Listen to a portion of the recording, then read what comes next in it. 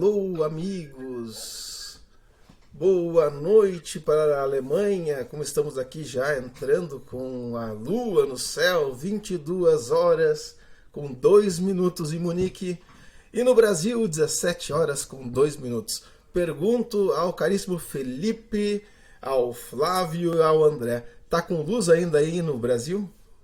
Ainda temos luz. Tem um solzinho. Hoje, inclusive, um dia muito bonito. Ontem também foi um dia muito bonito aqui, bem ensolarado. Tá faltando um pouco de chuva aqui no Rio Grande do Sul. Aí em Venâncio? É aqui muito pouco. Nós temos aí, estamos passando por um período, vamos chamar assim, de transição, né? Outono no Brasil e a primavera aqui na Alemanha. Então é aquele período em que as pessoas não sabem qual roupa vão usar e tem o famoso efeito cebola, né? Que aos pouquinhos vão se desfazendo. Apesar que vocês estão bem, né, mangas curtas e tal, aqui mesmo na primavera ainda estou de mangas longas.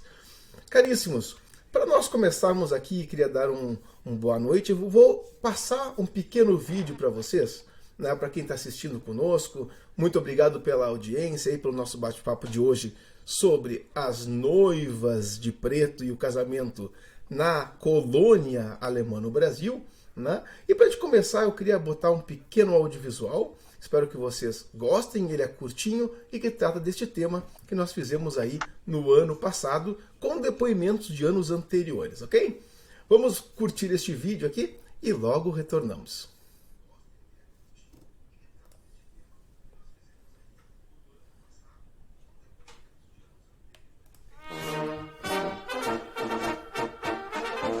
Hallo, liebe Leute! Hallo.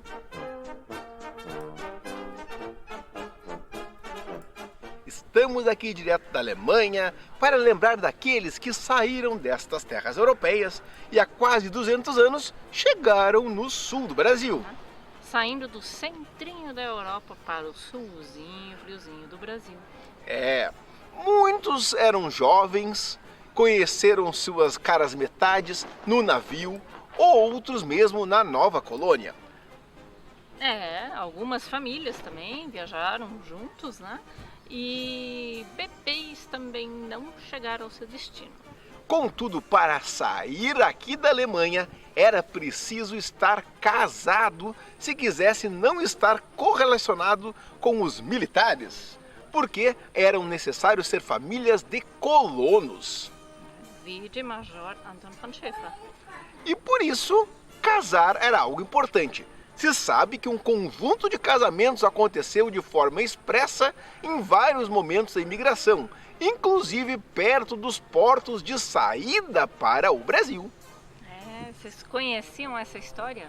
Essa e outras histórias interessantes. E a pergunta é, o que vocês sabem sobre os casamentos deste período da comunidade teuto-brasileira? Os casamentos antigamente na Europa têm algumas peculiaridades. Muita gente já deve ter visto, muita gente talvez tenha em casa fotos de noivas de preto. Hoje é estranho, não é? Mas no passado era um costume normal. Era uma coisa normal na Europa se casar de preto. Por quê? Muita gente hoje quando pega a sua foto e vê uma noiva de preto deve se perguntar por que isso. Na Idade Média, na Europa, quando um casal contraía o seu matrimônio, era costume a noite de núpcias ser reservada não para o marido, era para o senhor vassalo, o dono das terras onde esse casal morava e trabalhava. Ele, por direito, tinha o direito de, digamos, tirar a virgindade da noiva, da esposa do seu camponês. Após isso, a vida matrimonial seguia. A sociedade achava injusta isso, e de fato era, mas o senhor vassalo, o dono das terras, ele tinha direito a muita coisa na vida dos seus camponeses.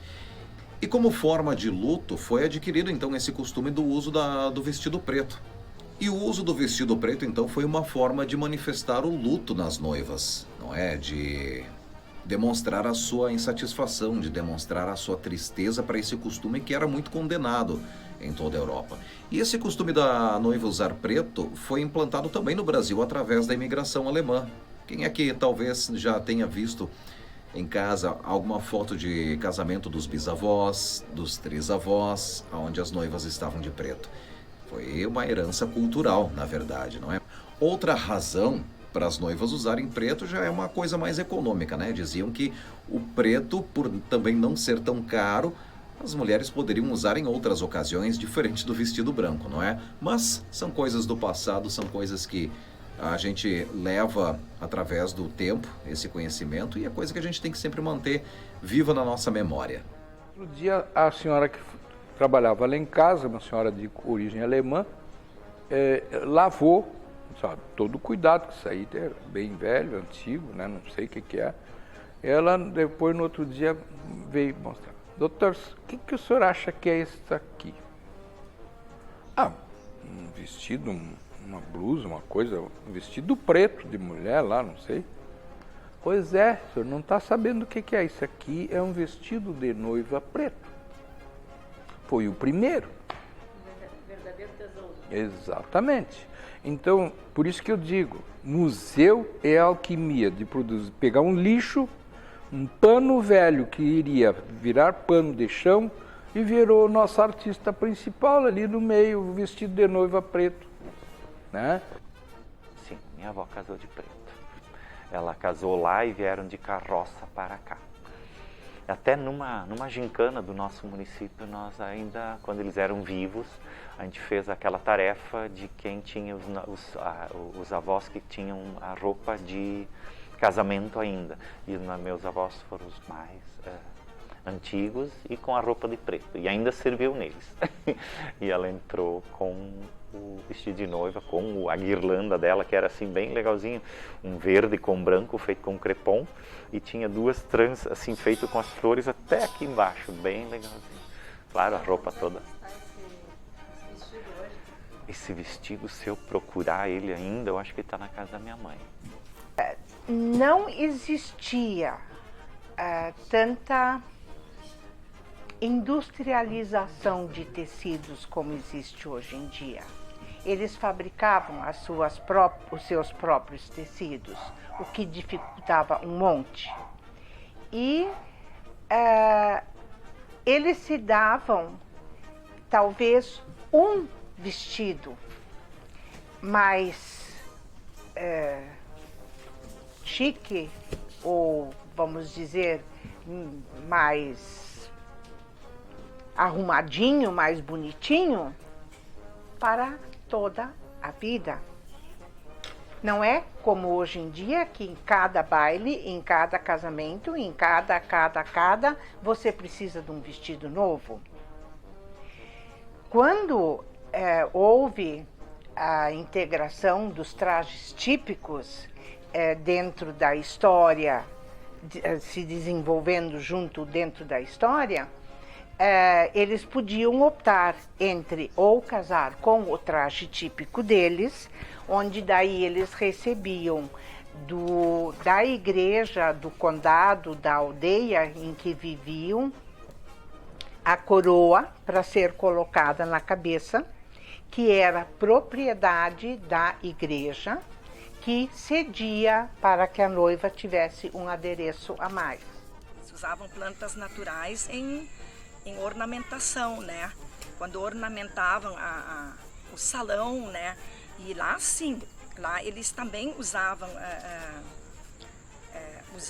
a era, no caso, que era aquele, né? Que eles usavam nas cadeiras, enfeitavam a cadeira dos noivos, faziam guirlandas no salão, né? Tudo sempre com flores brancas e mais flores feitas de papel crepom, né? Assim, eram bem... e normalmente eram rosas, as flores que eles confeccionavam.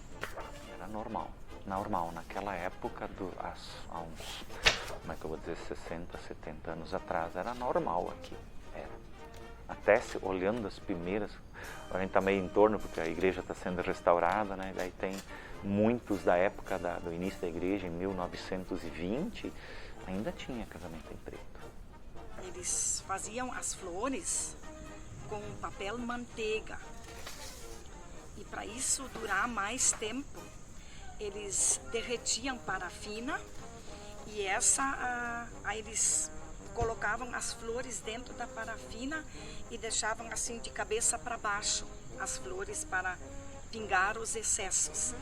Isso era para que a flor durasse mais tempo, né? Então eles enfeitavam noivo, noiva, a grinalda, faziam de várias maneiras, né?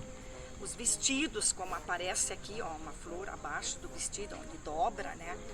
Mas daí eles tiravam depois esses enfeites, né? E essa roupa era utilizada depois? Sim, como a gente vê na outra foto, né? É uma foto pós-casamento, que ela tirou sozinha, devia ser num aniversário, e alguns anos após, com 3 filhos, ela tirou essa fotografia com o mesmo vestido. O branco, há muitos anos atrás, era somente para as virgens. Agora, indiferente isso, o chique, o glamour é usar o branco. Igualmente, agora citando, na Alemanha usavam aquela touca feita com bolinhas, aquela chega até pesar 7 quilos. Isso também só podia ser usado pelas moças virgens ainda. Mas hoje em dia, como é uma peça cara lá na Alemanha, a maioria das igrejas já aluga e não quer saber como é que é. Hoje em dia, hoje uma moça casar virgem é difícil, então, né? Então eles já alugam para quem quiser usar. E a mesma coisa aqui no Brasil, não podiam casar de branco. Raro, né? Casar de branco. Mas como virou como é que chama? Como é que eu vou dizer? Uma moda, uma tradição, é o branco a ser usado. E não tem mais o dito cujo respeito, como você ia você lembra dos nossos avós e coisa, mesmo já usando o branco, que era o preto, que nem minha avó era preto, minha mãe já era o branco. Mas daí assim, eram vestidos mais recatados, porque tu era uma moça respeitosa, você estava indo para um casamento, você assumia um compromisso. Quantos vestidos você vê hoje? Então aí tivemos o relato aí de várias pessoas, né, que falaram, olha, nós temos uma herança e uma lembrança dos casamentos de roupa com um vestido preto. E eu acho que por isso também há um grande interesse da sociedade hoje em ler mais e conhecer mais esse assunto. Porque muitas pessoas, como disse aí o Vilney, como disse a Glacy Dickel, como disse a Frau Reumann, né? Meus parentes têm uma foto de cor preta, de vestido preto, por quê? Né? Por que minha família tem um vestido preto? Por isso nós convidamos aqui hoje com muita alegria o Felipe Kuhnbraun. Ele é escritor, ele tem 21 trabalhos publicados, esse é o 21º, né, Felipe? Né? Isso. Que fala exatamente deste tema. Então, queria começar primeiramente, boa noite, Felipe, seja bem-vindo aqui ao nosso espaço de conversa, né? Obrigado, Denis, boa noite a você, obrigado pelo convite de estar aqui, boa noite ao Dr. Flávio Saipt, ou boa tarde, né, doutor? Já que aqui nós estamos mais próximos entre Novo Hamburgo e Venâncio Aires, e boa noite, boa tarde ao André Pinheiro e às pessoas que nos acompanham, né, através desse momento, para falar sobre esse... São tantos os temas, né, Denis? Mas casualmente, quer dizer, não casualmente, hoje é sobre as noivas, as representações, os trajes pretos.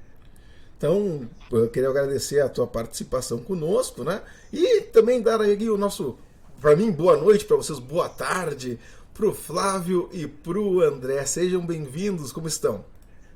Muito obrigado, igualmente. Estamos muito felizes de participar e contentes por sermos lembrados, porque realmente eu acho que isso é um assunto interessante, que foi surpresa para nós todos também em algum momento, porque inicialmente nós não tínhamos essa ideia, né? E as coisas que não são lembradas e não são cuidadas são postas fora. Então vejam que esses vestidos de noiva preto hoje são raridades. E o nosso museu de Venâncio Aires tem a satisfação de ter 3 que foram apresentados há pouco aí na gravação, né? Então, esse material, por isso, Denis, eu gosto de colocar que quando nós recebemos um deles, numa visita ao interior, a Frau Haupt, já falecida hoje, disse: doutor, o senhor quer um baú velho? Quero. Só que está lá no galpão, no meio dos milho. Vamos lá, não tem problema. Abrimos, estava no meio dos milho, tiramos o baú e ela abriu e estava cheio de roupa dentro. E ela começou a pegar e eu perguntei: o que a senhora vai fazer com isso? Eu vou usar como pano de chão e depois vou pôr fora. Vamos fazer o seguinte, Frau Haupt, deixa aqui dentro do baú e eu mando lavar para ver o que é, porque alguém guardou essas roupas há 50, 100 anos atrás e elas devem representar alguma coisa. Este foi nosso primeiro vestido de noiva preta. Por isso que eu digo que fazer museu é alquimia. Tu pega lixo e transforma a peça, às vezes, em valor inestimável, como é um desses vestidos de noiva de preto que nós temos, que deixou de ser pano de chão. Foi um salvamento. Boa colocação. Né? Pergunta, o Flávio, né, nos contou que então que o seu arrebatamento, né, com o tema dos vestidos de noiva preto começou então com essa descoberta do baú, quase um baú do tesouro, né? Pergunto para ti, Felipe, como foi o teu contato com o tema para tu chegares à opção de abrires então especificamente um livro sobre o tema das noivas de preto? Bem, eu iniciei minhas pesquisas sobre migração alemã com 14 anos, no ano de 2001, e especialmente sobre a minha família, sobre a minha genealogia. Numa idade que a gente é muito curioso e que tem tempo, né? O tempo que se dispõe aos 14 anos não é o mesmo aos 18, aos 20, aos né, posteriores aí de vida. E encontrei já no início das pesquisas algumas fotografias das noivas de preto. Perguntei o significado ou os significados, busquei, parecia algo já perdido no tempo, né? As pessoas, elas, quando existe um hábito cultural, até nós falávamos isso antes, né, Denis, de iniciar aqui a live, eu estou avisando para os nossos ouvintes, para não vou parafrasear aqui o Denis, uma colocação também do Denis no sentido de que muitas coisas elas são esses os hábitos culturais e assim era realizado, mas as pessoas não perguntavam o porquê, né? Casavam porque a mãe, a tia, a avó, a igreja, a comunidade também realizava assim, também impunha assim.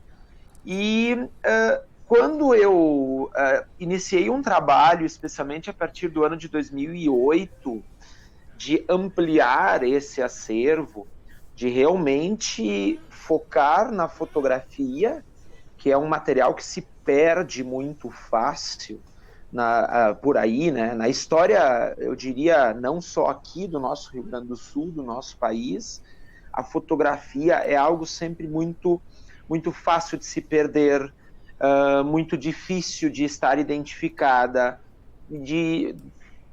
fácil com o tempo, as famílias, né, as pessoas não guardam. E aí, meus caros, quando eu, há uns 3 anos, cheguei assim a essa quantia de 40 mil fotografias antigas, 6.500 originais, e o restante cópias que fiz, né? Hoje eu vou até o lugar, digitalizo ali, e não levo uma única fotografia emprestada, né? Faço ali esse trabalho de digitalização e identificação. Então eu vi que dessas imagens eu tinha já em torno de 250 fotografias das noivas de preto. E aí que eu procurei, então que cheguei à conclusão, não, eu vou publicar através de um livro. E fui juntando material, o projeto ele demorou, né? Foram alguns meses, depois alguns anos, até que no final do ano passado eu pensei, não, agora eu acho que é o momento, eu creio que é o momento de fazer esse grande finale, né? De realmente buscar o que falta, o compilar ali, né? Essas lacunas, e aí sim publicar essa obra que contém 111 fotografias, né? Dessas em torno de 250, 111 das noivas de preto, imagens, fotografias antigas publicadas nessa obra. Parabéns aí pelo trabalho, pela compilação. E o interessante também é o seguinte, penso eu que o livro ainda é um instrumento que para muita gente é algo quase mítico, né? Já tem aquela famosa frase, na vida a gente tem que plantar uma árvore, ter um filho e fazer um livro, né? E 99,9999% das pessoas não faz o livro. Tem tudo o resto, mas o livro não. E fazer um livro parece algo tão complicado, e quando vem um livro à mão de uma pessoa e um conteúdo, entre aspas, é digno de virar livro, as pessoas valorizam isso de uma forma bem diferente, né? E me parece um grande valor quando o Museu de Venâncio, por exemplo, publica um livro com as imagens do museu, né? E as pessoas que têm contato com aquelas imagens olham o livro e dizem, isso é digno de ser, né, posto em livro, né? Como aí Exato. o Flávio está nos mostrando, né, um trabalho fantástico do acervo. E a mesma coisa acontece quando o Felipe traz, né, um livro sobre a história dos casamentos das noivas de preto, que está nos mostrando aqui, e que exatamente esse livro valoriza a história das pessoas comuns, né? É exatamente, tu pode encontrar muitas vezes fotos da tua família e tu nem se deu conta, né? Quem sabe tu tem ali um parente distante que tu pode nem conhecer e está ali, né, dando representatividade a uma história muitas vezes desconhecida.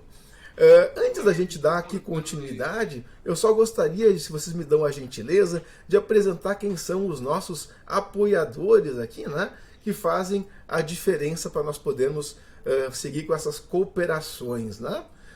Vamos lembrar que nós temos o Boletim der Ruth, né, que faz aí o trabalho conosco. Também quem nos apoia e dá dando suporte é a Federação dos Centros de Cultura Alemã no Brasil, a FECAP, né? O projeto Rinnenweg, que também trabalha com danças típicas e cultura.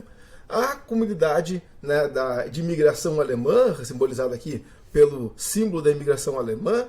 Também o grupo de danças folclóricas Imberlustig de Santa Maria e a Rádio Imperial FM, que está nos dando aí um apoio neste momento. Então quero agradecer aí para vocês pela participação, né? Não é financeira, mas pelo contrário ajuda a divulgar, vale mais do que dinheiro, né? Então vou fazer aqui as perguntas só para saber também, tem muitas participações já no nosso Facebook, né? Já vou entrar aqui, ô Flávio. Só a Gabriela Feldens está botando aqui, estão acompanhando de Capão da Canoa, né? São aí da família Feldens de Estrela e moram em Porto Alegre, né? A Guilhermina Gerson também está aqui presente, né? A Eliane Gerson Feldens também, né? A Susana Fröhlich do Centro Cultural 25 de Julho de Porto Alegre.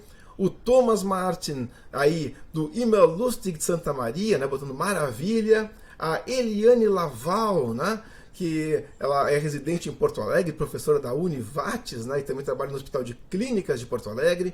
O Sálcio Del Duca, de Juiz de Fora, Minas Gerais. E o Douglas... de peso, hein? O Douglas Diner aqui. Boa tarde a todos. Parabéns pela explanação. Abraços de Curitiba. Depois a gente traz mais apontamentos. Flávio, tu queria nos trazer uma palavra, por favor. Só colocar como eu acho importante, a gente acabou descobrindo há mais tempo os vestidos de noiva preta e fomos, de uma forma, nós preservando e vocês divulgando, e hoje eu recebi esse livro da Jéssica Herrera, de Lajeado, que fez uma pesquisa, inclusive lá no nosso museu, e ela era a primeira prenda dos gaúchos, e fez um vestido imitando o vestido de noiva preta.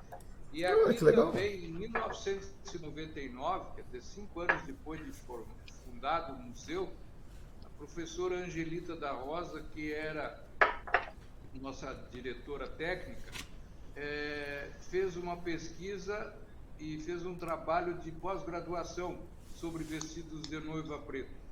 Então, hoje, ontem, eu acabei descobrindo que um amigo meu, o Roni Lebens, de Santa Cruz, tem uma coleção de fotos antigas, milhares de fotos, provavelmente centenas de fotos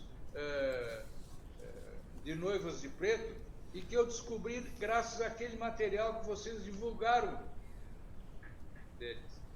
Tá? Que bom. Eu mandei... Angelina Wittmann, né? Nossa parceira também. Como é que é o nome da professora? Angelina Wittmann. Angelina Wittmann. Uhum.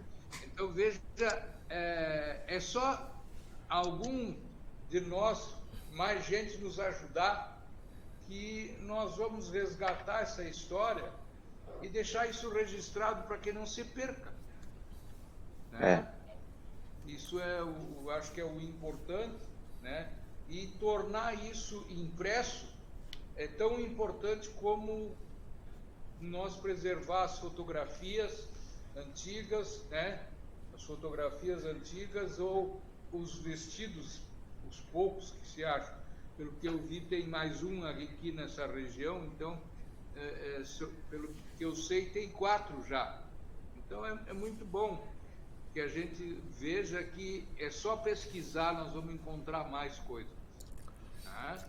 E divulgar, fazer isso, editar o livro, fazer live, sair no jornal, né? Olha aí, ó. Mas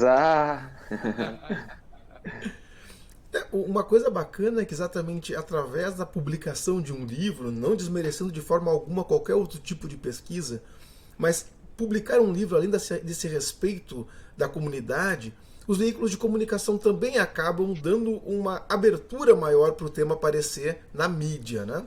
Então eu queria, Felipe, fazer uma pergunta para ti, para a gente iniciar aqui o tema sobre o porquê, o que acontece, como é que essas pessoas casavam assim, por que elas eram tão sérias e tal, né? A primeira questão que eu queria trazer para vocês aqui, Felipe, primeiro faço a pergunta, depois eu passo por Flávio e por André, né? É o seguinte: quando a gente vai em vários museus, principalmente das pessoas da cultura pomerana, vamos dar o exemplo lá de São Lourenço do Sul, né? Ou no interior de Nova Petrópolis também temos museus ligados aos Sudetos, né? Se encontram às vezes ou estes vestidos ou se encontram fotos, né? Algumas vezes até expandidas. E geralmente os guias dos museus, eles gostam de contar que esses vestidos seriam pretos das noivas em função de um luto. Bom, entre verdades, mitos e realidades, né? Eu queria te perguntar, Felipe, para a gente dar início ao nosso bate-papo sobre o tema específico das noivas, por que falam dessa história do luto e de onde é que ela surgiu? Felipe, por gentileza. Bem, existe vários registros também, vários escritos, inclusive sobre o ius prima nox, né, direito de primeira noite, que é tão controverso até hoje, né, mas assim, um costume, ele tem muitas, digamos, quando a gente registra toda essa questão das noivas, eu vejo que está muito mais ligado às condições financeiras, às condições difíceis, às condições econômicas, né, das famílias, e ao preto como uma forma de... O preto é uma cor formal, é utilizada para diversas ocasiões até hoje, né? Só que naquela época a gente também tem que lembrar que os nossos antepassados, boa parte do que é a Europa hoje, vivia um regime de servidão. Né? E um regime de servidão que, mesmo que a história lá diga que no início do século XVI houve uma mudança de período e tudo mais, mas assim, vamos lá, essas relações feudais, essas relações do servo, e elas até o início do século XIX perduram em alguns rincões e algumas regiões da Alemanha. Quando a gente vê que não é que eram regiões pobres, era como é o Brasil de hoje. O Brasil é um país rico, mas é muita concentração de renda nas mãos de pouquíssimas pessoas. Assim era a Europa, assim era a Alemanha. Né? E aí, quando você tem muita concentração de renda nas mãos de muitos poucos, você tem a miséria, você tem a falta de condições, você tem a dificuldade para as pessoas, a dificuldade para as famílias. O vestido de noiva era, agora eu vou usar também uma expressão do Denis, era um vestido para a vida, muitas vezes, né? Destas noivas. Né? Depois, claro, o seu Flávio vai falar também, doutor Flávio, de outros desdobramentos, até provavelmente em outras culturas. Né? Quando eu trato nesse livro das Noivas de Preto sobre as noivas germânicas que casavam usando vestido preto, de origens germânicas, eu descrevo que não era um hábito somente pomerano, né? Porque, vamos lá, Venâncio Aires tem muitos boêmios, tem, né, de outras regiões também. Nova Petrópolis tem muitos, também tem pomeranos, mas tem famílias do Hunsrück, tem famílias da Saxônia, muitas famílias do norte da Alemanha. Né? Boêmio também tem bastante. Isso, boêmios também em Nova Petrópolis, no interior e na cidade. Então, assim, em primeiro lugar, o que eu vejo, né? Poucas pessoas sabem sobre isso. Né? Então, quis trazer, né, luz ou divulgar, então, esse capítulo pouco conhecido na nossa história. Mas contextualizando no tempo, no espaço, como foram as dificuldades que eles passaram num regime de servidão, num período ali pós-reforma luterana, que a Alemanha estava numa revolução, né? A reforma não deixa de ser também uma revolução ali, e todos esses desdobramentos e a vinda deles para cá e a transposição desse costume ou desse hábito cultural de casar de preto para o novo mundo, para os nossos vales aqui, Sinos, Caí, Taquari, Rio Pardo, Paranhana, para as missões gaúchas, missões argentinas, né? Um hábito que acompanha essas famílias. Né? E eu vejo, assim, especialmente essas dificuldades que eram enfrentadas. O preto dura mais, o preto é uma roupa formal. Nós não temos hoje, eu escuto muitas pessoas dizendo, nossa, que curioso, que estranho casarem de preto, mas vamos lá. Antes da introdução gradativa do branco, eu não tenho dúvida que quando as primeiras noivas casaram de branco, as pessoas disseram, nossa, que estranho, porque todo mundo casa de preto, né? Quer dizer, e é algo que demorou décadas, e praticamente um século, lá do início dos primeiros casamentos de branco, para que o branco fosse, digamos, quase que geral. E hoje nem é mais geral, né? Porque hoje tem noiva de casa de vermelho, de laranja, de rosa, né? Como? Ou nem casa. Nem casa. Boa essa, doutor Flávio. É uma relação realmente, Felipe, da surpresa. Quando alguém muda uma sequência de hábitos que geralmente são conhecidos, quando tu vê algo diferente do suposto normal, tu estranha, né? É estranho, é curioso. A estranheza, né? Nós diríamos também esquisito, né? Apesar que em espanhol esquisito é bom, então nem tudo que é estranho é saboroso. Então é esquisito, né? Então, nem tudo que é diferente é ruim. Eu acho que esse é um ponto fantástico para a gente poder abrir. Eu vou rapidamente aqui mostrar então para vocês algumas imagens de vestidos de preto, né? A maioria delas foi cedido pelo professor Flávio e também o André, lá no Museu de Venâncio Aires. Dê uma olhadinha aqui, né? Estou passando para o pessoal ver aí pelo OBS o vestido de noiva dos 3 vestidos principais aí do Museu de Venâncio Aires, né? Também transmitindo aqui a imagem, só um segundinho, o Thomas fazendo aqui o seu papel, né? Ó, só um segundo. Aqui, né? Vamos lá. Também aqui nós temos 2 vestidos, né? A gente vê aí um que o Flávio colocou de família italiana, né, Flávio? O primeiro à esquerda é um casal de descendentes italianos. E o vestido não é preto, não me lembro agora o que foi dito lá. Eles têm geralmente uma cor escura, né? A gente pode ver aí dessa outra moça ao lado, né? Olha, interessantíssima a questão que o vestido é preto, mas todos os detalhes em si são brancos, né?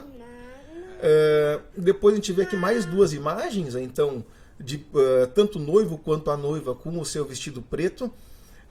Interessantíssimo, na direita aqui, na esquerda, a gente pode ver a coroa nupcial, né, da noiva. Da direita ela tem uma grinalda com véu, mas na esquerda a moça está usando uma coroa nupcial, né? Isso é um costume muito forte na Alemanha de quem casa com traje típico ainda hoje, né? Essas 2 fotos anteriores são os 2 vestidos de noivas estão preservados, estão lá no museu. Para ver como a gente tem aí, como ver essas realidades vivas, né? Olha, a gente está vendo aqui mais 2 vestidos.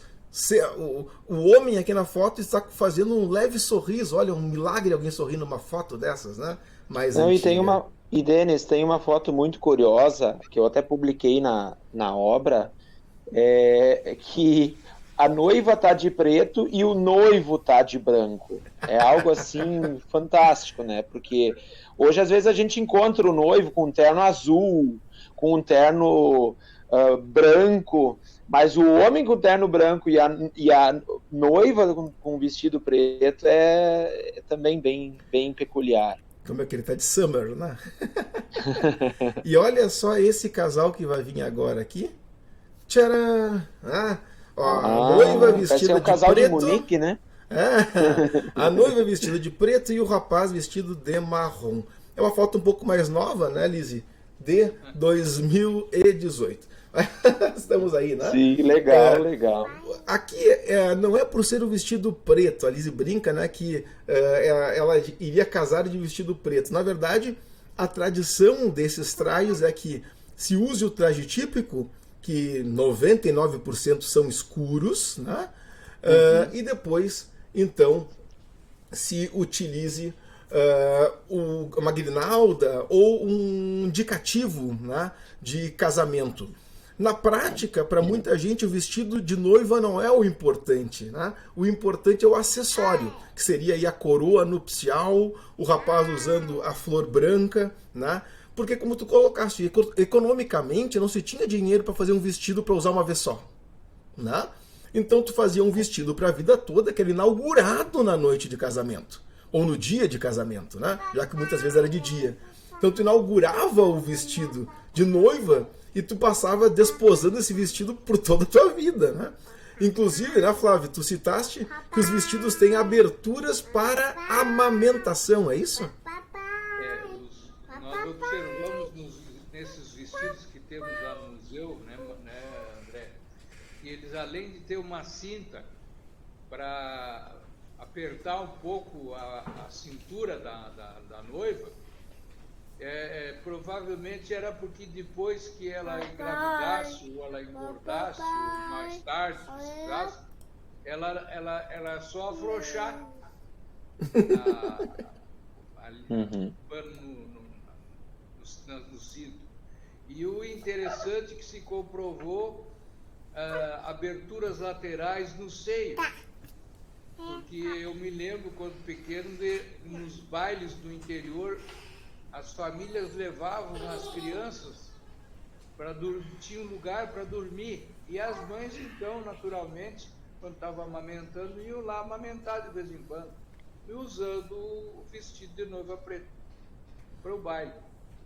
E também ouvimos falar assim, um dos motivos talvez, além de isso já em vários livros escritos, talvez fosse o preço do pano escuro ser mais barato e mais fácil de reutilizar, porque o pano branco, o vestido branco, poderia ser mais difícil de lavar e tornar ele alvo, né? Para reutilização, senão ele iria ficar com um aspecto mais usado, mais visível do que o preto, né? Também sugere, na verdade, o vestido preto ele era mais barato, mas as outras cores em si elas poderiam ser mais caras, dependendo do corante, né, para o tecido. Lembrando também, isso também eu coloco no livro das Noivas de Preto, que conforme as condições financeiras das pessoas, claro que as roupas eram mais pomposas, os ornamentos havia mais ornamentos e maiores, né? Mas isso, mesmo as que tinham mais condições, também utilizavam o vestido ao longo da sua trajetória. Então, portanto que é possível encontrar, o Dr. Flávio falou desses vestidos do museu. Aqui, pelo menos, eu só conheço o Museu de Dois Irmãos, tendo um vestido de uma noiva que casou em Dois Irmãos, cuja família veio depois para Novo Hamburgo, e era uma família de muitas posses, né? E ainda casaram de preto, e mesmo assim não tem fotografia do casal, né? É difícil encontrar. Vamos lá, né? Os imigrantes começam o processo migratório inicia aqui no Rio Grande do Sul em 1824. A fotografia vem para o Rio Grande do Sul em 1853. É um invento, mas que vem num período muito curto, se nós observarmos, né? Que outras tecnologias vieram 50, 60, 70 anos depois para cá. E a fotografia vem, que nem eu disse, em 53, e o registro das noivas é algo que, digamos, até identificar fotografias daquela época, né? Então, por isso que assim que eu procurei, também temos a situação econômica, as dificuldades, o preto, né, para ser utilizado mais vezes, aquele vestido que não é só o vestido do casamento, mas também assim procurei contextualizar assim década a década, né? Por exemplo, quando não havia o fotógrafo itinerante, depois quando havia o fotógrafo que visitava as famílias, né? Não era como fazer hoje 50 ou até milhares de fotos num casamento, né? Então às vezes era o casal fotografado com os convidados e com a casa em Chaimel, né? Com ali aquele cenário todo. E é interessante que tinha um professor, mas ele era músico também, do canto coral, na cidade de Picada Café, professor Trocourt. E o professor Trocourt aparece em quase todos os casamentos, né? Claro, convidavam ele para cantar, né? E aí ele sempre ali, não tão próximo do noivo, ou da noiva, porque próximos do noivo e da noiva geralmente era ao lado os pais do noivo, ao lado os pais da noiva, né? Os parentes em grau de importância, né? Dos mais próximos até os menos, e aí os demais, aí os vizinhos, aí os convidados, quer dizer, os demais convidados que não eram tão... Mas as fotografias, elas... É isso que eu digo, assim, em outras obras que eu tinha trabalhado, a questão dos falecidos nos caixões, as idas à praia no início do século XX, de poder registrar agora esse costume também, como eu disse, assim, pouco conhecido, né, pela maioria dos gaúchos, lembrando que eu penso que talvez aqui quem é de origem alemã nesse Rio Grande do Sul com certeza teve várias antepassadas, muitas antepassadas que casaram de preto, né?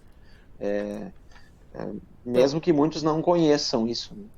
Só para pontuar aqui, num dos grandes livros de trajes da atualidade, né, gente pode ver aqui, para quem pode enxergar, né? Um traje preto, porque o traje típico é preto do Altes, lá no norte, né? E olha só. Norte da Alemanha. Norte. E a coroa nupcial, né? Parece duas batatas fritas gigantes ali, né? Mas são flores com... e o traje realmente é todo preto e a coroa nupcial destaca a questão do casamento. E olha aqui na capa, né? Não é um traje de casamento, é um traje lá de uma das ilhas do norte da Alemanha, Führer, e é um traje preto. E quando as mulheres se casavam, por sua vez, botavam a coroa nupcial com o traje preto. Então, isso veio numa tradição de usar roupas pretas porque isso era padrão, né? Sobre tradição, eu acho um ponto muito engraçado. Aqui em Munique as pessoas são muito tradicionais, né? O alemão, num ponto em si, ele é bastante tradicional. Aí faz questão aí de 1 ano e 2 anos antes da pandemia, né? Uma colega nossa, uma senhorinha, disse assim: eu estou com vontade tão de desfilar no Oktoberfest. Eu disse: mas por que a senhora não desfila no Oktoberfest? Não, porque a gente é 1 ano sim e 1 ano não que a gente desfila. E ano passado foi o ano sim. Esse ano é o ano não. Daí eu disse: mas que pena, né? Mas a senhora não pode? Posso. Então por que a senhora não desfila? Não, é porque tu não entendeu. É 1 ano sim e 1 ano não. E esse é o ano não. Quer dizer, não importa se tu tá com vontade. Se a tradição diz que 1 ano sim e 1 ano não, tu vai, tu obedece, tu não pergunta por quê. Né? Cumpre a tradição. Cumpre a tradição. Né? Não faça perguntas. O brasileiro organizando a Alemanha aí, ó. eu era o diabinho querendo quebrar a tradição. Vai lá, ninguém te impede, ninguém te impede. Vai. Para pontuar aqui, né? Estão presentes conosco conversando o Egon Gültzer, também a Suzana Rosa, o Egon é de Ivoti, a Suzana é da Grande Porto Alegre, Lilian Jonat Stein, lá de Domingos Martins do Espírito Santo, a comunidade parte pomerana, parte do Hunsrück, né? Isso. Pessoal lá de Campinho, né? A Suzana de Porto Alegre, a Valentina Knapat, deve ser alguma coisa assim, perdão aí minha pronúncia, né? Que trabalha com o Sr. Walter Magenschap, né? E ele então, é de nome da Aliança das Instituições de Língua Alemã, né? O Walter lá de São Paulo, obrigado Walter, né? Também temos presente aqui o Décio Kron, é o presidente da FECAB, que está em Gramado nesse momento, Luiz Delfino Cardia, curador da MaiFest de São Paulo, né? Tayane Câmara, né, que também está aí ao vivo conosco, Douglas Dina, né, que também está presente, né, e ele está perguntando aqui se a gravação vai estar disponível, e eu já pergunto depois, Felipe, aonde está a venda o livro? Logo tu responde por gentileza, né? A Maria José Ribeiro dando parabéns, muito interessante. Anabel Freitas também, né? Temos aqui o Alan Patrick, né? Fazendo uma brincadeira, que eu botei nossas fotos ali, a minha foi a última, que era colorida. Perguntou se aquela foi colorida artificialmente, né? A Suzana Fröhlich aqui destacando o interesse da comunidade. O Wildo Faber, da Sojipa, dos Habara, né? Também destacando aqui, né? E temos ainda muita gente dizendo, né, por que esse hábito do vestido branco se manteve enquanto o preto caiu. Passo a pergunta para o Felipe. Por que o branco hoje? Né? De onde é que vem essa moda? Olha, nos registros do casamento da Rainha Vitória da Inglaterra, é o primeiro registro de casamento com vestido branco. A gente tem que lembrar, né, que esses monarcas, eles foram na época, eles fizeram moda, né, e não só por exemplo, a gente tem a questão do Pinheiro de Natal, né, uma série de outras representações que a partir do uso na Inglaterra se populariza aí pelo mundo, e mesmo que gradativamente foi utilizado o branco, a gente percebe que o branco era mais utilizado nos grandes centros, as pessoas que tinham mais acesso a material digamos assim, a periódicos, né, da imprensa, revistas, jornais, que chegavam com essas novidades, ou esses novos costumes, né, esses novos hábitos culturais. Eu, há uns anos, eu consegui encontrar aqui num sótão de uma casa no interior do Vale do Caí, uma série de revistas, daquela revista Die Welt, né, que todas em alemão gótico, né? Então, como muita coisa, esses periódicos que traziam essas novidades para cá, né? E Denis, respondendo também do livro, né? Pode mandar um WhatsApp para mim, 51 prefixo 999-711456, ou pelo meu e-mail, felipekunbraun@hotmail.com. Aí eu posso passar, né, dados. Esta obra, As Noivas de Preto, é realmente a minha obra mais recente, ficou pronta na semana passada, e como eu disse, assim, a ideia foi retratar as décadas, o casamento das noivas aqui da região, depois, né, as fotos em estúdios, nos lugares, os diferentes tipos de trajes, os diferentes tipos de véu. Uma coisa, Felipe, até as pessoas estão perguntando aqui pelo meu WhatsApp. E aí, é realmente o luto? Né? O Felipe já falou antes que é por questão econômica e o Flávio deu exatamente a mesma linha, né? Era uma forma de compra. E o André ainda destacou que roupas coloridas também tinham um preço mais alto. Então, o preto, o famoso pretinho básico, até antigamente já era funcional, né? Uma ideia de funcionalidade. Agora, até eu estava comentando antes, né, Felipe estava comentando antes de começarmos a live, que é muito improvável a ideia de ser luto, né, na Idade Média, ou mesmo um luto posterior por causa de um vassalo, porque até o meio do século XX a mulher não tinha direito nenhum, né? Praticamente o empoderamento feminino é um feminismo da atualidade, do século XX, né? Se a mulher não tinha direitos, muito menos podia protestar, né? Quem tem direito a alguma coisa ainda protesta, eu não concordo. Quem não tem direito fica quieto. Imagina se publicamente alguém diria que está usando preto por causa do senhor feudal. Provavelmente a família perderia tudo e ainda essa pessoa morreria de um jeito bem desagradável, né? Então, me parece que, óbvio, por mais que exista, né, Felipe, a questão do direito à primeira noite, é legítima essa realidade num período relativamente grande. E vamos lembrar do Dom Pedro I, né? Dom Pedro I não tinha a lei do direito à primeira noite, mas fez muitas primeiras noites fora do casamento, né? Tem um outro caso aí, né, de Württemberg, né, Felipe? Não, é isso. Destacar também, né, que, por exemplo, teve um rei de Württemberg que teve 74 filhos extraoficiais. Ele teve um filho com a esposa dele, que era de família que pertencia à nobreza como ele, né, com um título nobiliárquico e tudo mais, ou outros pela Alemanha, né? E na genealogia é interessante, porque, vamos lá, né?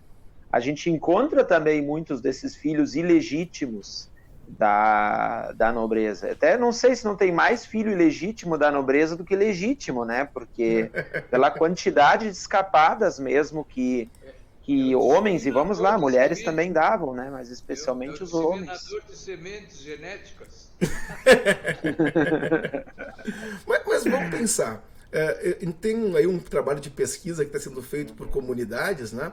E a importância do baile. Então a gente começou a perguntar das pessoas por que o baile da colônia era importante. E um dos relatos eu achei fantástico, que diz o seguinte, que o baile na colônia de antigamente era muito importante. Primeiro, para encontrar um parceiro, né? Para ser o marido, que ela viria 2 ou 3 vezes antes de se casar. Não vai ter muito mais. Mas o baile era o momento das meninas, das jovens, né? Meninas vão chamar aí das suas boas 13, 14, 15 anos, que estavam sendo prometidas, entre elas fofocarem o ato sexual como é. Porque nas suas casas nunca elas teriam essa possibilidade. Então elas não sabiam nem como era um ato sexual antes do casamento. Então vamos pensar nessa lógica, né? Como é que tu vai protestar escolhendo um vestido preto antes do casamento porque alguém vai tirar tua virgindade se tu nem sabe o que é isso, né? A grande parte das mulheres eram estupradas na sua noite de casamento pelos próprios maridos, né? O Flávio, que é médico, deve compreender muito melhor essa lógica. Como assim estuprada pelo próprio marido? Sim, a mulher não tinha noção do que aconteceria com ela, né? E isso a gente está falando em pleno século XX, gente. Então, imaginar que a mulher usasse uma roupa preta ou estava triste na foto por causa do casamento era uma ilusão. Ela não sabia o que viria. Isso até pouco tempo atrás, né, Flávio? Eu não sei se vocês ouviram isso, mas houve uma época que a religião colocava que o casal devia ter um lençol entre o corpo de um e do outro com uma abertura para o sexo, para não se tocarem. Quer dizer, então é uma coisa antinatural. O prazer do sexo a natureza fez para preservar a espécie. Por isso que temos animais que se engalanam todo para atrair a fêmea ou a fêmea para atrair o macho. Isso é uma coisa natural. Mas dentro daquilo que se falava sobre a primeira noite também, é a mesma coisa, porque são épocas em que havia o domínio cultural e econômico de grupos, a própria religião. A Igreja Católica, eu visitei na França uma igreja totalmente revestida de mármore por dentro e por fora, feita há 900 anos. Deve ter tirado o sangue de muita gente para poder fazer aquilo. Há necessidade? Não. Né? Então, são coisas que nós estamos mudando, né? Mudando de maneira de ver as coisas. Não há uma necessidade de tu ser subjugado por outro porque o outro economicamente é mais forte. A mulher merece o respeito que não tinha. Tinha todo o direito de dizer sim, senhor. Então, é evolução. Agora, é importante a gente mostrar essa parte anterior para que as pessoas tenham a noção da evolução dos tempos, né? E, na realidade, agora até é complicado com tanta internet, tanta tecnologia, né, que eu não consigo acompanhar, né, sendo o mais velho do grupo dos 4 aqui. Uma pergunta, Felipe. Como na tua pesquisa que tu analisou, as noivas de preto, na verdade, elas acabam chamando atenção por causa da estranheza, da esquisitez, né, usando quase o termo em espanhol, né, do esquisito, mas elas destacam uma forma de casar-se, né, um hábito ritualístico. Como é que tu vês, nessa tua pesquisa, no geral, na verdade, o papel das mulheres nesse período nos casamentos? Digamos, eu encontrei apenas uma noiva, né, que casou de preto, que eu dediquei a obra a ela, a dona Ade Sander von Hondorf, lá de Igrejinha, que tem 102 anos, e ao mesmo tempo eu consegui entrevistar senhoras que, digamos assim, uma senhora lá que tinha casa comercial, sogro e a sogra, depois o marido e ela, e que ajudava a costurar os vestidos, ajudava lá com aquela história, numa época que se fazia tudo, né? O comércio era referência para quase tudo, né? E que a gente vê assim a participação que envolvia as mulheres da família, envolvia mulheres da comunidade, envolvia, como eu disse assim, ali no caso a mulher do comerciante, e E o casamento, também a gente não, nas fotografias percebe, né? As pessoas, elas, não é que era um momento formal, era um momento importante, mas assim, talvez era o único momento que as pessoas seriam fotografadas na vida delas, né? Por exemplo, eu publiquei uma foto aqui no livro, porque a minha avó, que tem 92 anos, ela teve 2 irmãos cujas noivas ainda casaram de preto. Então é algo recente, claro, na década de 30, mas de um eu consegui a fotografia, do outro não. Ali teve 2 questões distintas, né? Uma casou de preto, porque ainda era o costume naquela região, no interior de Santa Maria do Herval, casarem de preto, né, até o final da década de 30, e a outra casou de preto porque a mãe dela tinha falecido algumas semanas antes do casamento, né? Então, nesse caso, nós temos o luto, mas nós temos o luto em função de um falecimento de um parente, né? E de um parente próximo, de um parente muito próximo. E da minha tia, eu só tenho essa foto dela, porque ela faleceu, ela teve 10 filhos e logo faleceu, né? Então, assim, faleceu com, acho que 20 anos depois nem 20 anos depois de ter casado. Então, é a única fotografia dela, é a foto do casamento. Uma coisa que eu achei interessante nessas pesquisas que eu fiz de fotos e coisas que eu encontrei, são fotos nos túmulos, que eram fotos tiradas da foto do casamento, feito uma cópia. Boa observação, doutor Flávio. Agora eu lembrei de um outro caso, uma prima do meu avô, que faleceu na cidade de 2 irmãos, também muito jovem, muito cedo. Ela só tinha, se não me engano, ela só tinha uma filha e um filho, quando faleceu. E a foto é a foto dela, né, de noiva, né, na lápide, né? É realmente muito, muito interessante isso. Só que com isso, meus caros, a gente também comprova, não era, as pessoas, elas não estavam habituadas à fotografia, a ser fotografadas. E vamos lá, os próprios fotógrafos, porque vamos lá, hoje, qual é um dos propósitos do fotógrafo? Não deixa o convidado, não deixa o noivo, a noiva, não deixa os retratados nervosos, tenta deixar um clima melhor, né?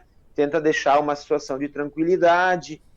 Às vezes a gente olha para algumas dessas fotos e a gente pensa, nossa, eles estavam assustados, eles estavam, né? Porque não havia fotografar, não era algo comum, ser fotografado não era algo comum, né? E é interessante, ou por exemplo, os buquês, noivas com uns buquês que a gente olha às vezes, a gente pensa assim, nossa, quase tapou o noivo e a noiva, né? E é realmente incrível, assim, né? Ou véus que eram tão grandes que, bem, pobre da moça, mas ficava assim, parecia né? Às vezes tapava parte demais do rosto também, então tem detalhes assim impressionantes nessas fotografias. O anedotário, né? Eu já não encaro isso tanto como realidade, mas mais como anedota, né?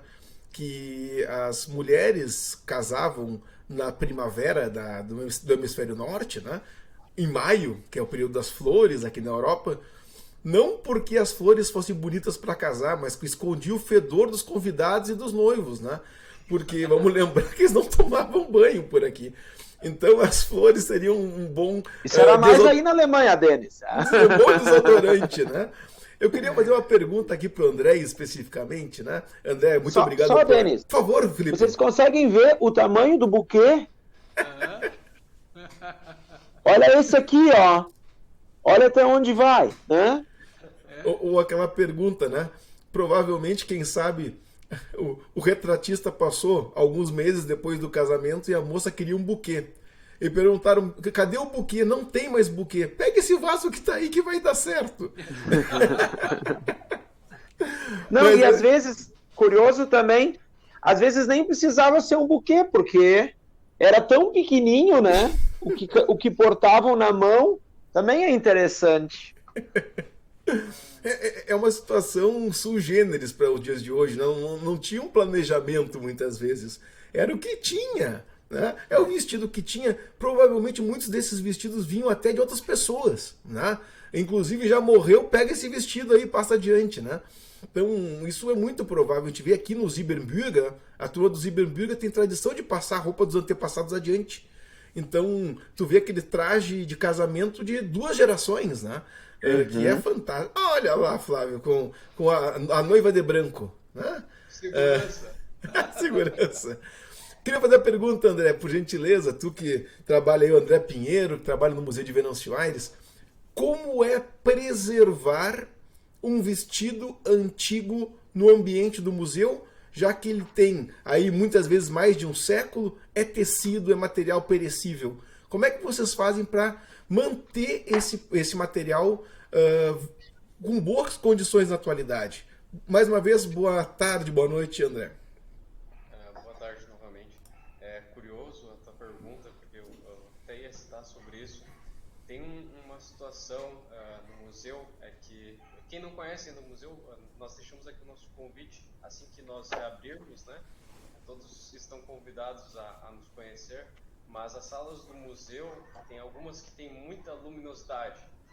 Então, o que acontece? Até para a própria exposição, os vestidos, eles ficam em alguma sala que já tem menor luminosidade.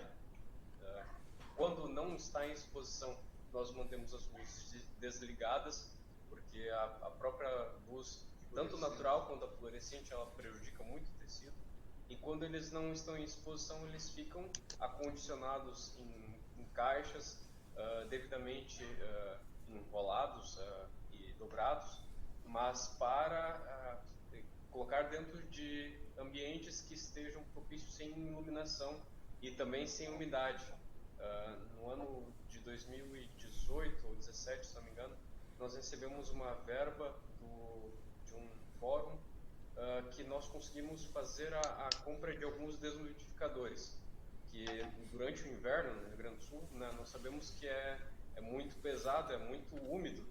Então isso é uma das condições que nós conseguimos reduzir para poder preservar. É claro que, né, os vestidos, né, acabam perecendo, né, mas nós tomamos o máximo de cuidado para que ao longo do tempo, né, ele possa ser preservado com maior integridade, né? Os desumidificadores, eles depois de um certo período, eles chegam a recolher, já tem um recipiente para recolher a água retirada do ar. Isso, ao longo de uma semana, são cerca de, acho que 2 litros, se não me engano, Bastante coisa. O Venâncio é bastante úmido no inverno. Imagina se isso pegasse a roupa, né? E esse problema que a gente tem com a umidade, com o que acontece no material, tem que cuidar muito, porque é muito fácil estragar livros, fotos, documentos, né, roupas. As fotografias que nós temos, os documentos, são feitos da mesma forma. Nós temos umas folhas que protegem, né?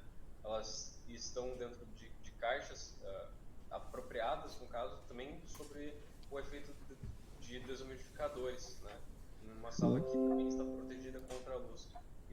As fotografias ainda nós conseguimos preservar por mais tempo, que, assim como você faz nas suas pesquisas, nós conseguimos digitalizá-las, né? Então, isso é garantia para muito mais tempo. Né? A digitalização. Gente, olha que fantástico, nós estamos conseguindo falar com muita gente aqui no nosso bate-papo. Estamos falando de museus, estamos falando da preservação de tradições, de direito das mulheres, né? E tem alguns comentários muito interessantes. O Douglas destaca aí, né, a questão só do Flávio estar com o som um pouquinho mais baixo, mas isso é a questão da digitalização que nós vamos conseguindo aos poucos equilibrar, né? Nós estamos aprendendo. Até nós queríamos hoje abrir para mais gente nossa conexão. Nós estamos aos poucos descobrindo como isso funciona. né? Esperamos que na próxima conexão já tenhamos melhor qualidade e também mais abrangência, né? Também quero aqui o Vanderlei Marcante, diz que tá show a conversa, né? Graças aos nossos convidados, obviamente. A Suzana Rosa colocou aqui, né, que essa questão das mulheres é um tabu, né? E que certos assuntos a sociedade machista e dominante não trata, né? Também a Valentina de São Paulo colocou que ela tem 12 anos de conexões aí com a comunidade de cultura alemã e ela não tinha noção dessa história dos vestidos e do casamento, né? Então isso é muito legal que a gente está desvelando, né? Exato. E ela disse, olha, a Tayane botou aqui, né? Tem muitos assuntos ligados às mulheres, principalmente, que não são falados ainda hoje, muito menos naquela época, né? Então a gente começa a ver que mesmo nós estando numa sociedade tão liberal, né? E o Flávio, por ser médico, numa região que agora está maior, uma cidade grande que é Venâncio, mas há um tempo atrás Venâncio era bem mais encolhida do que é, né? E a gente pode ver como os aspectos, as tradições mais interioranas, aquele costume mais fechado, permitiu também que algumas posições que não fossem tão favoráveis às mulheres acabassem se perpetuando por mais tempo, né? Até mesmo com a saúde da mulher, praticamente não se fazia exame, né, Flávio? Sim. Era um tabu, né? Era um tabu e, na realidade, acabavam a própria mulher não ia fazer o exame por vergonha. Tanto que, normalmente, antes da medicina se fortalecer, quem fazia o parto eram as parteiras. Uhum. Eu nunca ouvi falar de um parteiro, a não ser depois com a medicina, né? Mas era uma coisa normal isso. E como foi bem colocado, eu sou pediatra, havia um tabu de se falar em sexo, né? Tinha assuntos que os pais tratavam que os filhos não podiam ouvir. Meus pais, quando no quarto de noite conversavam em alemão, eu sabia que era assunto que não era para mim entender, mas eu não sabia falar alemão, não entendia mesmo. A gente tem uma visão tão parcial do mundo, né? E Felipe, eu acho que é fundamental a posição do teu livro, e como outras pessoas que também publicaram livros sobre esses assuntos, porque, como tu mesmo falou lá no início, né, a gente ressignifica tantas coisas da história. A gente olha hoje para trás e tu disse, as pessoas eram tão tristes, olha as fotos delas, como é que eram tristes, porque a gente não sabia como é que era, né? Imagina uma foto de 1 minuto de duração, que tu tinha que ficar 1 minuto parado, estaqueado, tinha até muitas vezes uma coluninha que o pessoal botava no braço, né? E tu vai sorrir por 1 minuto, vai ficar com a boca torta assim, ó, né? Não tinha condição. E para que sorrir numa foto, né? Sorrir é uma coisa muito atual. Direito de ser feliz é uma condição do bem-estar social da atualidade, né? A ideia de que você tem que ser feliz. É que essas fotografias, esses documentos, esses registros, os que não estão armazenados em museus, né? Como é aí em Venâncio, como é aqui no Museu Histórico Visconde de São Leopoldo, ou aqui em Novo Hamburgo, a nossa casa Schmidt Press, a Fundação Sheffield. Esses arquivos, quando eles são familiares, é mais fácil que se percam, porque o passar das gerações, as ações do tempo, vamos lá, né? Geralmente a pessoa ama o que conhece. E quando a gente fala de família, a pessoa geralmente conhece no máximo os avós, e depois, quando ficar mais velha, o máximo vai conhecer os seus netos. Então é difícil que mais do que 3, 4 gerações exista um elo maior, um laço maior, né? Mas se nós imaginarmos que pode chegar, né, com cada um de nós o dia em que ninguém mais vai falar nada sobre nenhum de nós, né? E assim aconteceu com muitas famílias, assim aconteceu com muitos imigrantes, né? Então eu digo assim, a genealogia, a pesquisa histórica, servem muito para preservar essas memórias, para dar uma segunda vida, né, digamos assim, ou para registrar para sempre essas memórias. Os museus, os espaços de preservação dessas nossas comunidades, né, eu como pesquisador sempre digo, eu certa vez li e gosto da expressão, a gente acaba estabelecendo um elo emocional com a nossa história, mas a gente também é o fio condutor para que outras pessoas conheçam as suas histórias, as suas trajetórias. Porque vamos lá, né? O ser humano pode não dar muita atenção para isto, mas boa parte das pessoas, em algum determinado período da sua vida, em geral, com o passar dos anos, com o passar da idade, a pessoa vai começar a se perguntar, mas de onde eu vim, né? Os meus familiares, o meu sobrenome, né? Por que eu nasci aqui? Por que meus avós eram de tal lugar? Meus bisavós de tal lugar, né? Então, assim, e além disso, eu sempre digo, eu gosto muito de escrever, de publicar esse material, porque eu sempre digo, publicado fica preservado, né? Fica compartilhado. Quantas coisas que a gente encontra hoje, mesmo das genealogias das famílias, das comunidades onde eles viveram, tanto aqui quanto lá na Europa, e a gente só tem isso porque alguém antes de nós publicou essas histórias. Então, por exemplo, vamos aqui no caso da genealogia ou da história, né? Se eu falo do Vale dos Sinos, por exemplo, né? Mas a gente ou vamos dizer, não, dos vales aqui, né? Lá do Rio Pardo, Taquari, Caí, nós temos Carlos Henrique Runche, mas bem, tinha alguém antes do Carlos Henrique Runche, né? Um contemporâneo dele, o Telmo Lauro Miller, ou mais para trás, a gente tinha lá o pastor Wolf de São Leopoldo, escreveu um livro em 1929, né? Carlos de Souza Moraes de São Leopoldo, que era um pesquisador de Moraes, né, e integrado à cultura alemã, né, a essa questão da germanidade ou da história teuto-brasileira. Então, quantos desses que desenvolveram, né, até chegarmos hoje e termos esse material, né, o que podemos preservar, o que conseguimos. Mas eu sempre digo, o meu intuito também é ir até as famílias, copiar esse material a tempo, para que o dia que aconteça o que o Dr. Flávio Saip falou, da família que colocou fora o material, aquilo já esteja copiado. Eu vou dizer um caso meu aqui em Novo Hamburgo, uma senhora que eu visitei, eu copiei todo o material fotográfico da família dela.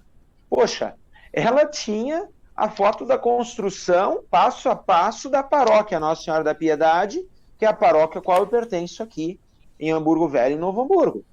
Bem, quando ela faleceu, meus caros, 3 anos depois de eu ter copiado esse material, eles botaram tudo no lixo, o material da família dela. Tudo no lixo. Eles não procuraram nenhum parente, um vizinho, um amigo, um museu, a paróquia. Fica esse arquivo. Foi tudo pro lixo, né? Então, pelo menos eu consegui a cópia desse material. Como o Dr. Flávio disse, o André, claro que, por exemplo, a digitalização, eu vejo que a digitalização tem um papel preponderante no preservar, né, porque aquilo ali também a gente vai deixar num arquivo, no notebook, no HD, mas também para que, eventualmente, se o original se perder, nós temos a cópia, né, está ali identificado.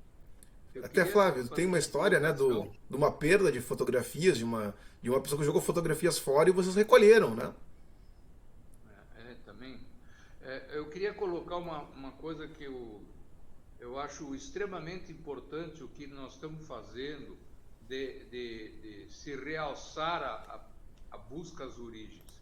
Porque quando eu sugeri a criação do Museu de Venancio Aires, eu não tinha ideia do tamanho do que atingiria da gente conseguir comprar um prédio de $500 mil e pagar sem dinheiro. Em 40 meses pagamos. Então, eu um dia comentando que tinha havido doações de milhares de peças rapidamente, comentando com um padre. eu estou surpreso, eu não imaginava, pensei em criar um pequeno museu municipal para a prefeitura tocar depois e tal. E agora, quando eu vi, são milhares de peças e compramos um edifício. Sabe o que o padre me disse? A busca às origens é mais forte do que a religiosidade. Eu quase caí de costa, partindo de um padre. A busca às origens é mais forte do que a religiosidade. Tá? Então, eu acho que se nós continuarmos fazendo isso, nós vamos trazer novas pessoas interessadas. Eu próprio, eu não sabia o nome dos meus avós, porque eu não conheci nenhum avô, nem o paterno nem o materno, só as duas avós. As duas eram Paulina, era o que eu conhecia. Eram falecidas, né? Mas eu tinha conhecido quando pequeno.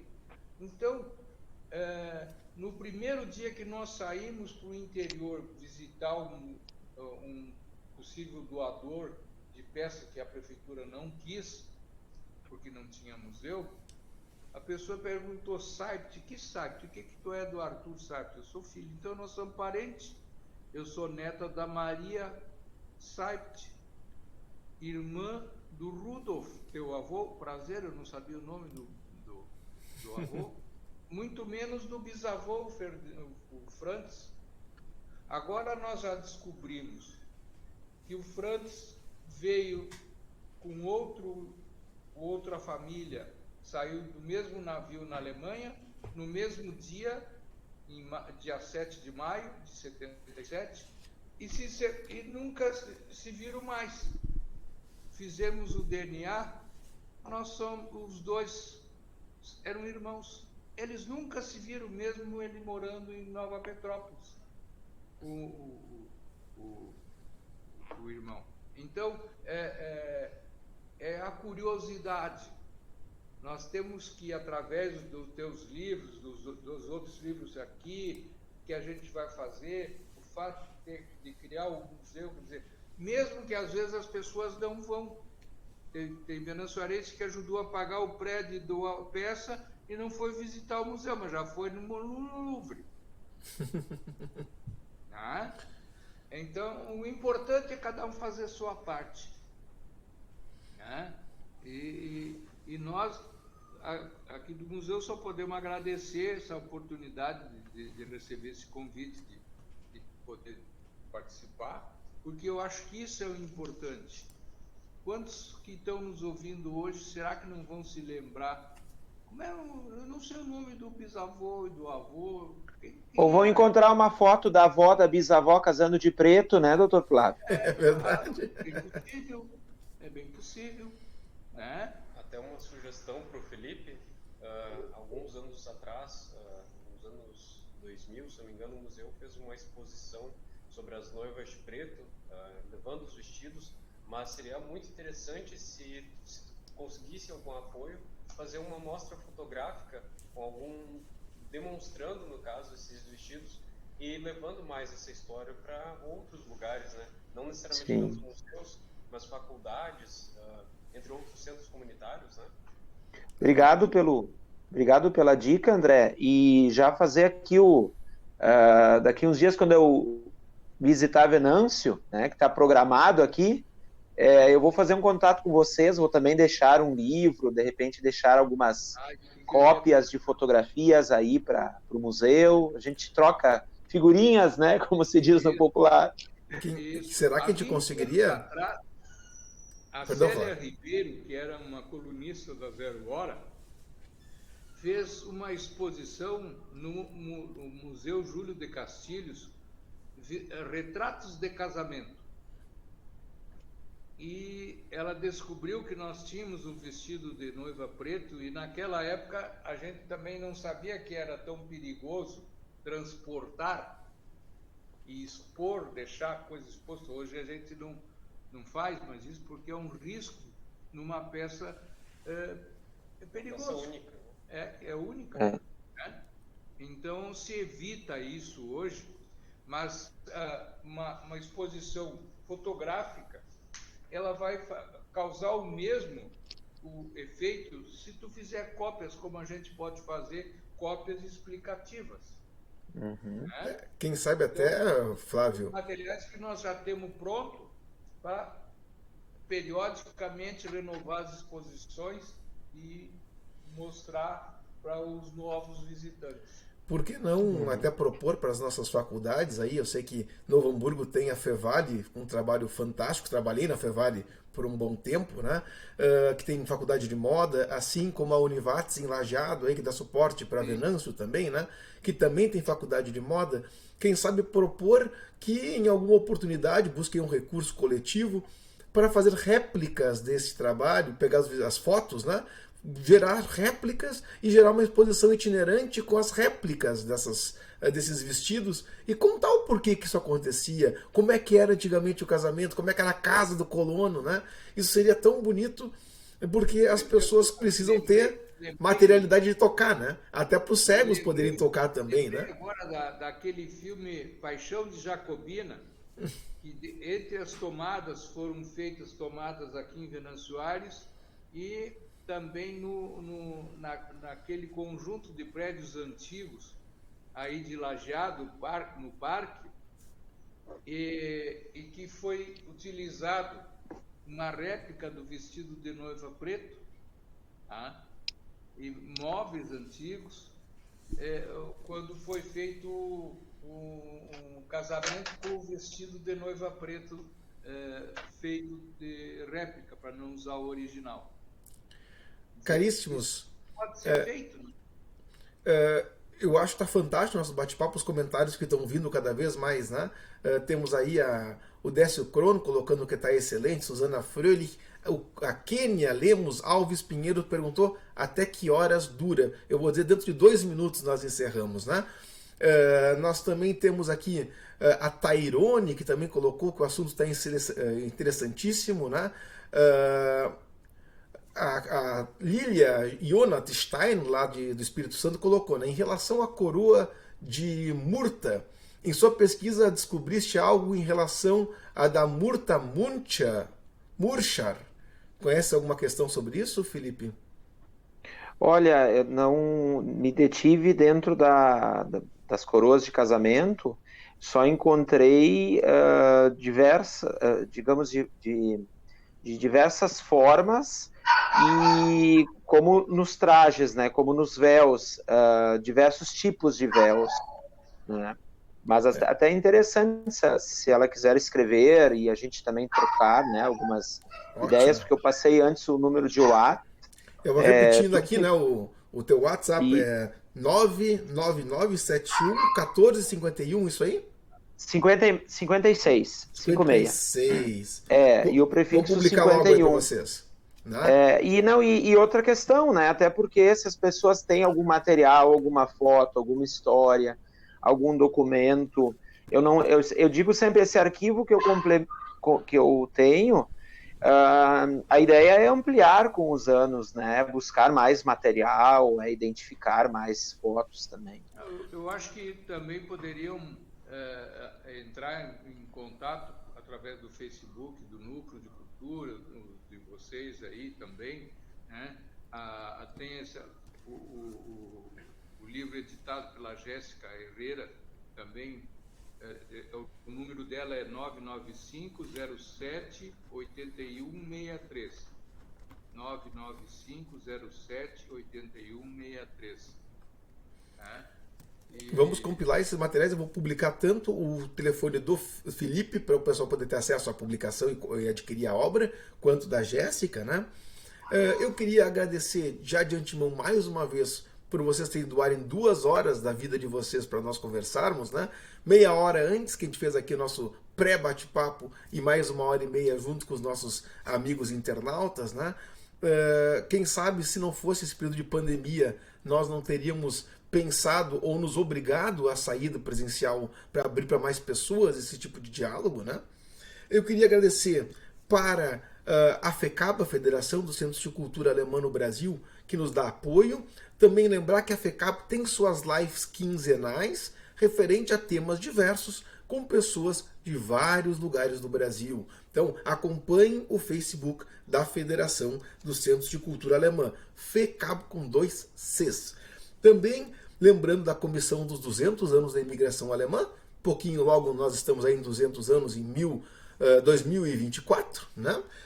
Vamos lembrar do Hin und Weg, né? Das Volkstanzprojekt, o projeto de dança folclórica, que sai aqui de Munique também, né? Lembrando que nós estamos aqui em Munique, 23 horas e 31 minutos, enquanto que no Brasil estamos nas 18 horas com 32 minutos. Além da FECAB, a Rádio Imperial FM, que também está replicando essa nossa informação no seu Facebook, né? Obrigado para a Imperial. E lembrar que toda quinta-feira à noite, lá na Imperial FM de Nova Petrópolis, podem ver o Boletim der Ruth, o nosso programa de rádio, que vai comentar, entre outras coisas, as noivas de preto nesta quinta-feira próxima, né? Que toda semana nós temos aí um tema novo. Semana passada nós falamos dos casamentos, porque maio é o mês das noivas, né? E agora, semana que vem, falaremos das noivas de preto, com base, obviamente, no que os colegas aqui trouxeram com tanta precisão para nós e tanta alegria, né? Eu acho que a gente precisa trazer para todo mundo esse tipo de informação, não só com linguagem acadêmica, né? Nada contra os acadêmicos, pelo contrário, sou universitário, mestrado, professor de história, sou um acadêmico, mas não é só de acadêmicos que vive a nossa história, né? Também lembrar a todos, né, que vocês podem ver de novo esse bate-papo pelo nosso Facebook. Vamos passar para o YouTube também esse bate-papo. Nós vamos aí aprimorar, né, algumas metodologias para em breve vocês terem mais canais, mais conexões. E o nosso próximo encontro é daqui a 14 dias, no dia 15, e o tema é audiovisuais na época de pandemia. Todo mundo fazendo audiovisual, né? Vamos falar como é que esse processo acontece, né? E também dar dicas para quem está precisando aí buscar informações para como fazer, ou mesmo até, né, quer ver como é que as coisas acontecem. Obrigado, Susana Fröhlich, a Susana Rosa, a Tairone, o Décio Kron, a Kênia, a Lília, a Cibele Walcher, que agradeceu bastante lá de Santa Maria, Valentina de São Paulo, a Andrea, que está aqui também, o Douglas, a Eliane Feldens, o Hildo Faber, lá dos Rábara da Sojipa, né? O Alan Patrick de Santa Clara do Sul, e a Anabela Freitas. Olha, gente, o pessoal comentando e trazendo novas informações. É uma alegria ver que isso está sensibilizando as pessoas. Mais uma vez, muito obrigado. Espero que vocês tenham uma ótima noite, porque a minha já está entrando numa ótima manhã. Em meia hora estarei no próximo dia, né? Saindo do dia 1º dos trabalhadores e vou para o dia 2 dos folgados. E a gente pode seguir aí fazendo muita cultura. Palavra final de despedida, Felipe. Obrigado, Denis, Dr. Flávio, André, as pessoas que nos acompanharam, que nos acompanham, que a gente possa estar em diversas outras oportunidades reunidos, falando sobre essa história tão bonita, no caso aqui das noivas, essa história teuto-brasileira, né? Essa história que nos une, que une um pouco as raízes aqui de todos nós. Obrigado às pessoas também, porque de fato a contribuição delas é importante, assim como de muitas, para mim até o momento foi importante, em 760 famílias que visitei nesses 19 anos, digitalizando acervo por acervo pessoal, né? Então, e que a gente possa manter e ampliar esse trabalho aí para os próximos anos, preservar e compartilhar a nossa história, né? Aprender, como é que se diz, se aprende a história, né? Se convive melhor no presente, se molda o futuro. Eu nem vou fazer aquela pergunta qual que é o teu próximo livro, porque todo mundo faz. O livro de número 22 já está gestado, tu já falou para todo mundo, a gente sabe disso. Então fiquem no aguardo que em breve o Felipe trará um novo livro para a gente trazer aqui um ótimo debate. Flávio, obrigado. Por favor, suas palavras. Eu estou muito contente, me sinto muito honrado por participar desse bate-papo, divulgando os vestidos de noiva preta, divulgando a terra, divulgando o museu, segundo o Museu de Venâncio, segundo a minha opinião altamente suspeita, é o mais bonito do mundo.